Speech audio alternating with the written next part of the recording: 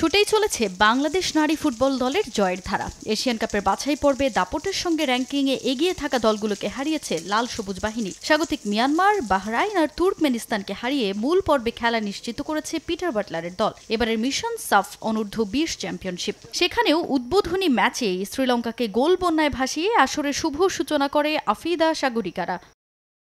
অনূর্ধ্ব 20 সাফের দলে আছেন এশিয়ান কাপের স্কোয়াডের 8 ফুটবলার। আফিদা খন্দকার, স্বপ্না রানী, উমেহলা মার্মা, মুনকি আক্তার সহ এশিয়ান কাপের স্কোয়াডে থাকা ফুটবলারদের নিয়ে বেশ আত্মবিশ্বাসী পিটার বাটলার। সাফের প্রথম ম্যাচে শ্রীলঙ্কার মেয়েদের 9-1 গোলের বিশাল ব্যবধানে হারিয়ে ফুরফুরে মেজাজে আছে পুরো দল। একদিনের ব্যবধানেই আবারও মাঠে নামবে বাংলাদেশ, তাই অনুশীলন নয়, হোটেলে রিকভারি স্টেশন করেই নিজেদের ঝালিয়ে নিয়েছেন ফুটবলাররা। রিকভারি ছিল, তারপরে সন্ধ্যায় কোচ আমাদের সাথে বসবে, কিছু ভিডিও দেখাবে, তারপরে কোচের যে নির্দেশনা থাকবে আমাদের পরবর্তী ম্যাচের জন্য আমরা ওইভাবেই করব। টার্গেট আমাদের উইন করা, যেভাবেই হোক এই টুর্নামেন্ট যেভাবে হোক আমাদের চ্যাম্পিয়ন ধরে রাখতে হবে ধারাবাহিকতা।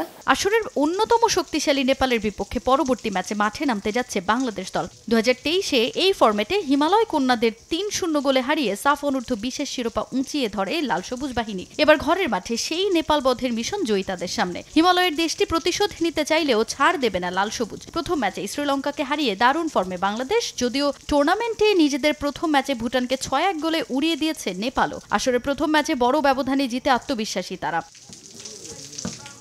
যদিও নেপালকে নিয়ে মোটেও ভীত নয় বাংলাদেশ। প্রতিপক্ষকে সমীহ করেই মাঠে নামতে চায় বাটলারের দল। নেপালের বিপক্ষে জয়ে তাই দৃঢ় প্রতিজ্ঞ বাংলাদেশ। আমরা কোনো দলকে ছোট করে দেখছি না, আমরা প্রত্যেকটা দলকেই অনেক স্ট্রং ভাবছি এবং আমরা আমাদের সেরাটা দিয়ে এবং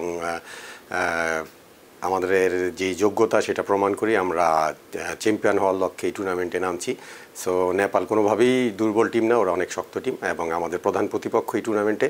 তো আমরা আমাদের শতভাগ দিয়ে জয় নিয়ে মাঠ থেকে ফিরতে চাচ্ছি। প্রথম ম্যাচে বেশ কিছু গোলের সুযোগ থাকলেও ফিনিশিং এর অভাবে সেখানে ব্যর্থ হতে হয় বাংলাদেশকে। এই ম্যাচে সেসব ভুল শুধরে নেপালের বিপক্ষে গোল ব্যবধান বড় করেই জিততে মরিয়া আফিদা সাগরিকারা।